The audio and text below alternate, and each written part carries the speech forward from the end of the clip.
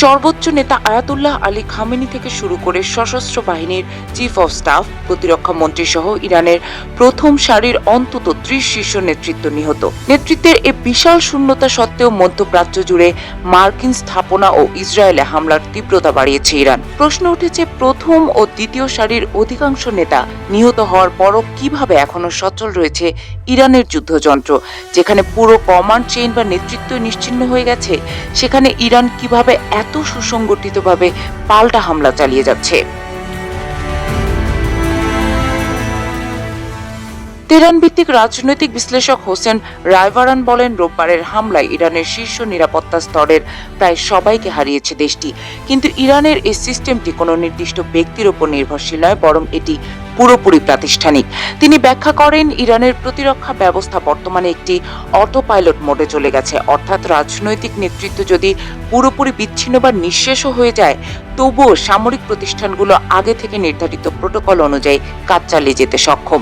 এই সুপরিকল্পিত প্রাতিষ্ঠানিক কাঠামোর কারণেই শীর্ষ নেতৃত্বের মৃত্যু সত্ত্বেও কমান্ড চেইনে কোনো বড় ধরনের বিশৃঙ্খলা দেখা দেয়নি।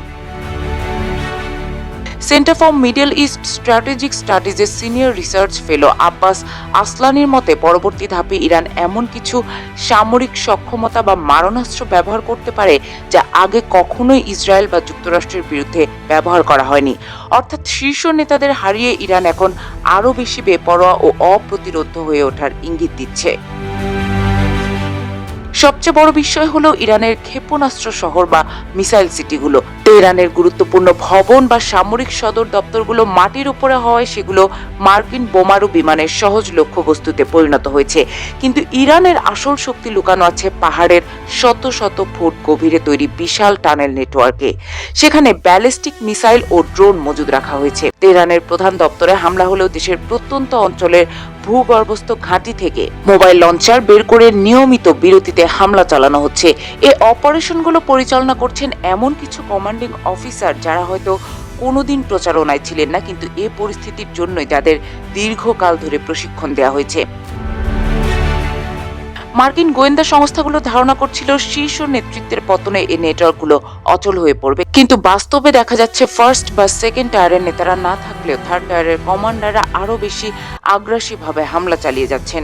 খামনির মৃত্যুর খবর তাদের কাছে একটি সর্বাত্মক যুদ্ধের অলিখিত ঘোষণা হিসেবে কাজ করেছে। এমনকি খামেনি নিজেও এই সংকটের জন্য প্রস্তুত নিয়েছিলেন। তার মাস্টার প্ল্যান অনুসারে 4 স্তরের উত্তরাধিকার ব্যবস্থা ছিল।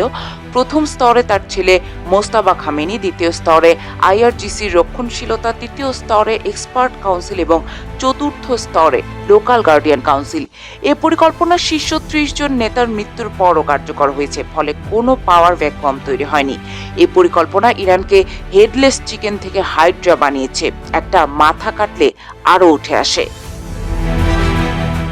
যুক্তরাষ্ট্রের সাবেক deputy assistant secretary of defence Michael Mulroy Al জাজিরাকে দেয়া এক সাক্ষাৎকারে বলেন, ইরানের নিরাপত্তা বাহিনীগুলো এমনভাবে প্রশিক্ষিত যে তারা চরম বিপদেও নিজেদের সংহতি বজায় রাখতে পারে। মুলরয়ের ভাষায়, যদি কথা বলার মতো একজন কর্মকর্তাও বেঁচে থাকেন, তবে বুঝতে হবে যে শাসন ব্যবস্থা এখনো টিকে আছে। কেবল আকাশ থেকে বোমা ফেলে একটি আদর্শিক রাষ্ট্র কাঠামোকে উপড়ে ফেলা যায় না।